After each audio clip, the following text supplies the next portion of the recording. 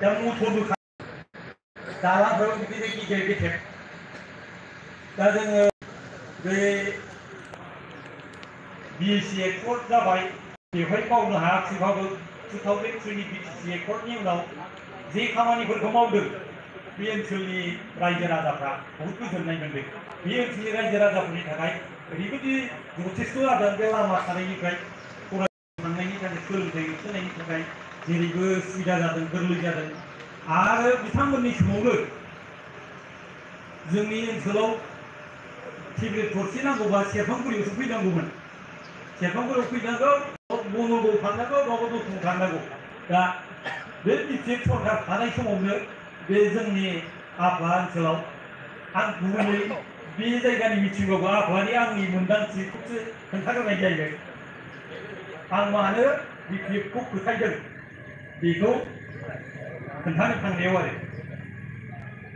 दा जोंनाव मोनसे PHCबो जाबाय। जोंनि टेब्लेट गरसेनि थाखाय माबा मोनसे फिसा लोमजानायनि थाखाय सेरफांगुरियावबो फैनाङा, बनगावआवबो थांनाङा, दतमायावबो थांनाङा, आफा गावनो मोनो। बेखौ ओमफ्राय आंनो जोंनो माखासे मानसिजों थाबायनानै BJPनि समाव बेखौ गायसननो हानाय जायो। होमब्लाबो मा मावाखै, ओनसोला डेभेलप जादों।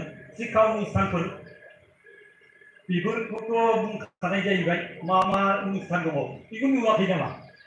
बेखौ मावाखै माने बिसोर बे जिनिसखौ नुवा, माने मेगन नुनाय क्षमताया बिसोरनाव गैया, साना। ओमफ्राय माने मालाय मोजां मावोबा बेखौ हिंसा खालामनाय बे भाबखौसो फकास खालामनाय जायो बिथांमोननि बे रावफ्रा। दा ओंखायनो